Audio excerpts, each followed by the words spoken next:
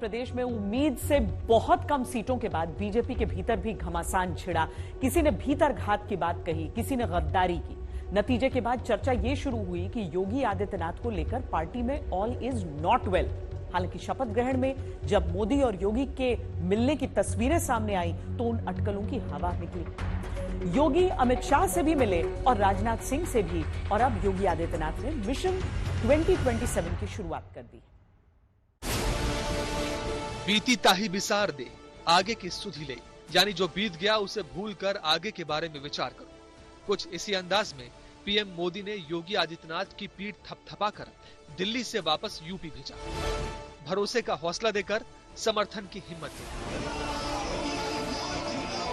UP से BJP को बड़ी उम्मीदें थी। 80 में 80 सीटों का लक्ष्य था और इसी उम्मीद में बीजेपी ने 400 पार का नारा गढ़ा था। लेकिन यूपी से ही बीजेपी को सबसे बड़ी निराशा मिली। कई किंतु परंतु सामने आए। मतभेद से लेकर मनभेद की बातें उठी, लेकिन इस एक तस्वीर ने सब साफ कर दिया।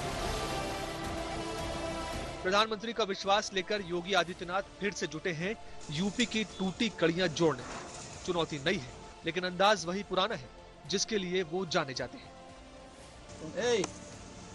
नाराज नहीं होते रे, नाराज नहीं होते, नाराज नहीं होते, नाराज नहीं होते, नाराज नहीं होते। योगी आदित्यनाथ जब से दिल्ली से लौटे हैं फुल फॉर्म में हैं। एक के बाद एक ताबड़तोड़ फैसले ले रहे हैं। खराब प्रदर्शन करने वाले अधिकारियों पर कार्रवाई की तैयारी, भ्रष्टाचार में लिप्त अधिकारियों के खिलाफ जीरो टॉलरेंस की नीति, सभी निर्माण कार्यों की समीक्षा और समय पर पूरा करने के लिए कड़ी हिदायत। गंगा और तालाबों के किनारे अतिक्रमण पर कई जगह बुलडोजर एक्शन, अपराधियों के खिलाफ ऑपरेशन लंगड़ा के तहत 22 एनकाउंटर। देखिए, सबसे बड़ी बात जो पहला लक्ष्य था कि देश में माननीय नरेंद्र मोदी जी को तीसरी बार प्रधानमंत्री बनाने का वो सपना साकार हुआ।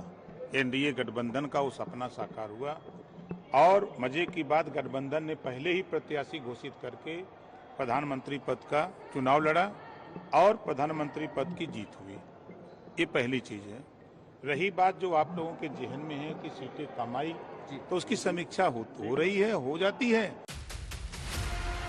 योगी आदित्यनाथ के सामने यूपी में फिर से पार्टी का खोया जनाधार हासिल करने की बड़ी चुनौती है। अयोध्या में मिली हार और वाराणसी में कम हुआ जीत का अंतर बड़ा सवाल है उनके सामने। उत्तर प्रदेश में जो अप्रत्याशित रिजल्ट थे उस पर भी चर्चा हमको लोगों ने हुई और निश्चित रूप से जो कमियां हैं उस पर आएगा, फिर आगे सुधार किया जाएगा, फिर जीत में दर्ज किया। बीजेपी को यूपी में झटका क्यों लगा? क्या ओबीसी वोट साथ नहीं आया? भीतर घात की बातें क्यों उठी?